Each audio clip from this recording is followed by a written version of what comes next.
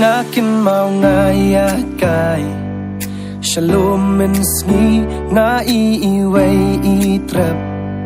Ibajat bapli ngampoy perkat badon Basahang ta penban nga iitay Iba pa briw pa Nagduot ng tamen sim jong nga kasngauling Nakwa bantip iday mano shisha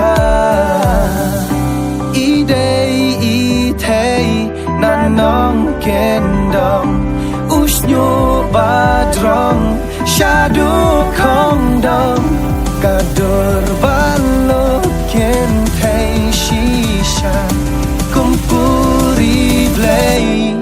Pilong hangat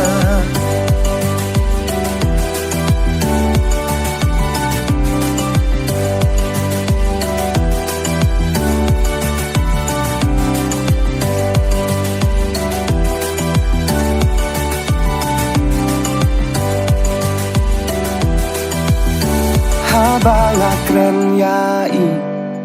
Ipu samki Iong ngakren kanre Yak ton yo pi Hang ta kenya keli Kerteng jong Iong hach nong jenga Ong ngang ka thay Nado nang ta men sim jong Kas ngau ling Ngayay perkat kum no in long Jong Iday itay nanong kendong Usnyo badrong Shadu kongdong Kadur balot kentay shisha Kumpuri blay Pilong hangat Pilong hangat Oh, pilong hangat Iday itay nanong kendong Usnyo badrong Shadu kongdong